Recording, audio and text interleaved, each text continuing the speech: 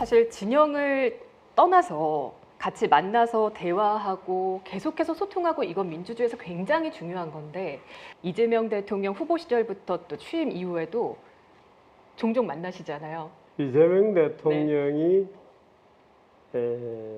이런 말을 하면 그분에게 좀 신뢰가 될지 모르지만 필요할 때 저를 불러서 만났죠. 아하. 아, 예, 예. 정치적으로 가장 중요한 분이 됐고 그래서 기꺼이 가서 만납니다.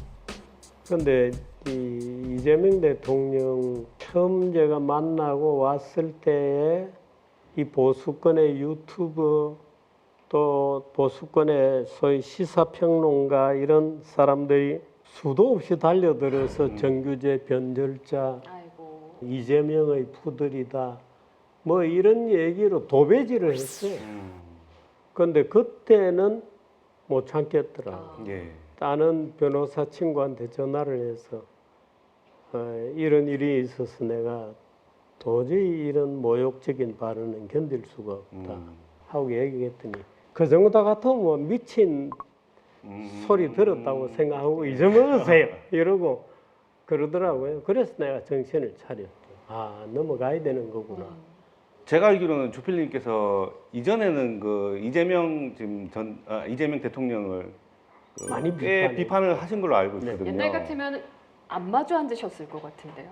윤석열 씨는 국사범이고 이재명은 잡범이다. 이런 말을 하셨죠. 제가 쭉 예. 해왔죠. 예, 예. 그 윤석열이 대통령이 될 때 네. 그 주필님께서 그때 경고를 많이 하셨거든요. 네, 유권자들도 책임이 있다. 네, 그리고 윤석열은 정권을 잡으면 반드시 사고를 칠 것이다. 네, 그때도 근데 이재명을 인정하지는 않으셨던 것 같거든요. 네. 근데 최근에는 그 이재명에 대한 평가가 상당히 크게 바뀌셔가지고 어떤 뚜렷한 계기가 계셨나 그게 궁금했어요. 계기라고 하는 것은 물론 구체적으로는 뭐 어떤 계기들이 있습니다. 근데 제가 이재명 대선 후보가 측에서 연락이 왔어요. 한번 예. 만나자고. 그래서 깜짝 놀랐죠. 이 사람이 왜 나를 만나자고 하나. 그래서 만났는데 보자마자 얼마나 웃음이 나오는지. 아니 그냥 둘이서 처음 보자마자 보자마자 배꼽을 잡고 손을 잡고 같이 웃었죠. 그래요. 어떤 상황이죠? 보통 악마라고 알려져 있다고 들었는데.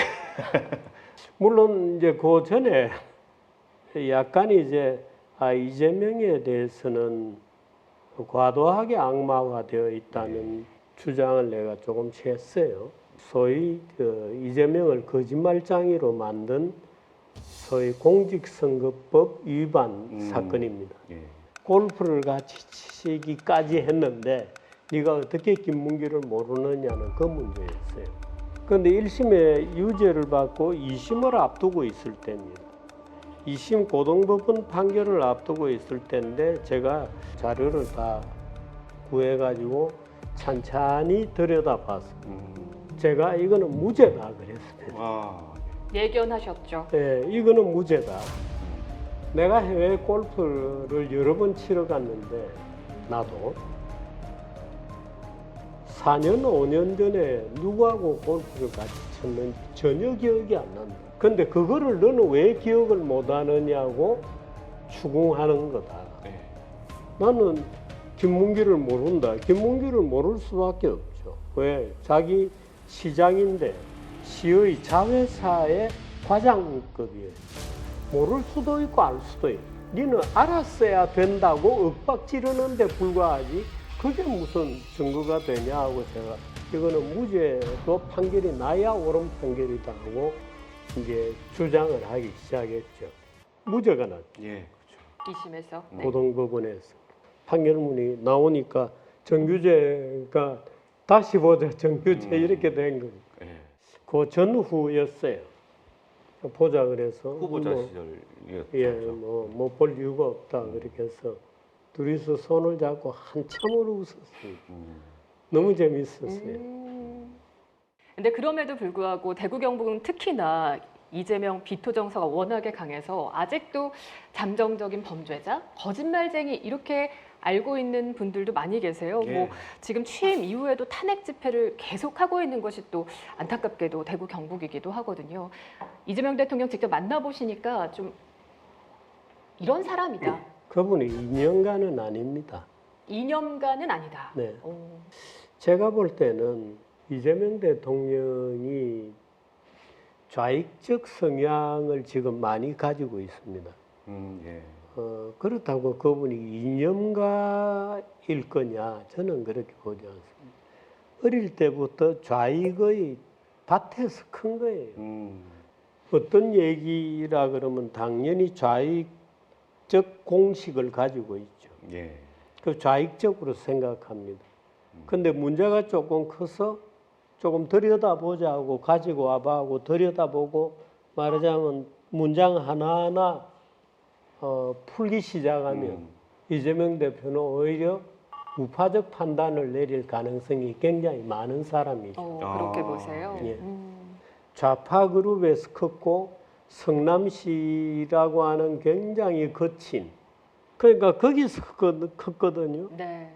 그러니까 이재명의 멘탈은 굉장히 좌파적일 것이다고 또는 대한민국에 대한 부정적 인식을 가지고 있을 거라고 충분히 짐작할 수 있죠.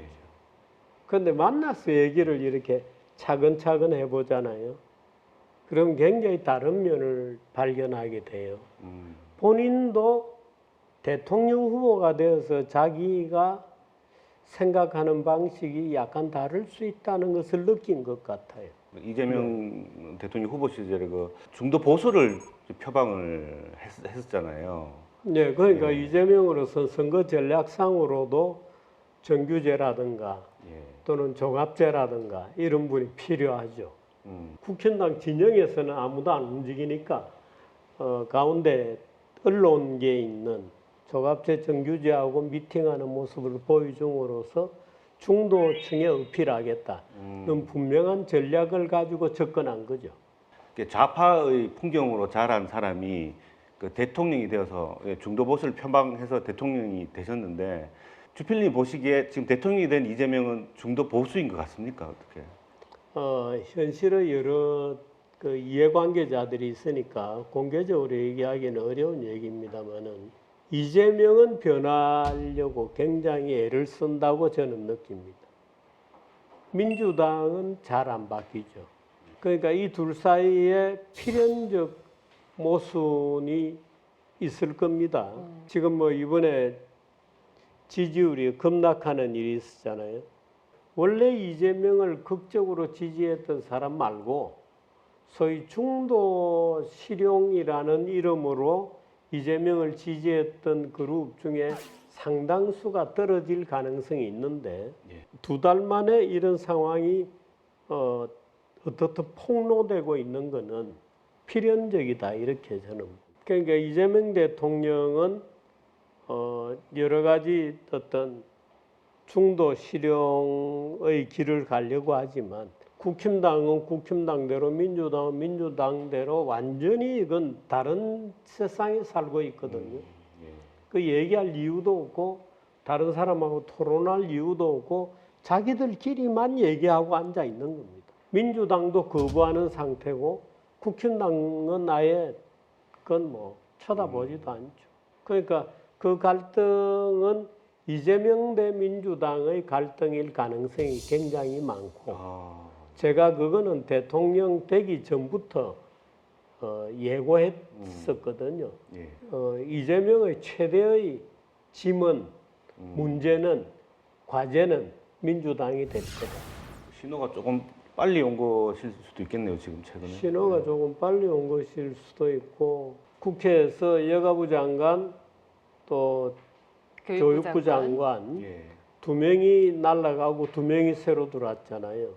더 나쁜 케이스들이 들어왔다고 그렇게 보세요. 흔히 보거든요. 특히 교육부 총리 같은 경우에는 야 부총리감이 기본적으로 돼? 이제 이런 지적들이 많이 나오는 분위기도 합니다만은 뭐 죄송합니다 본인에게는 이재명의 인사였을까? 예. 이제 이런 얘기들을 할 수 있죠. 집요하게 말하자면 강선우를 악마시키고 했던 그 그룹의 인사였을 가능성도 있죠. 야, 이거는 민주당이 정권을 성공시키려고 하는 욕구보다 이념적 성향에 사로잡혀 있는 것 같다? 그런 것 아니야? 이런 의구심이 들죠.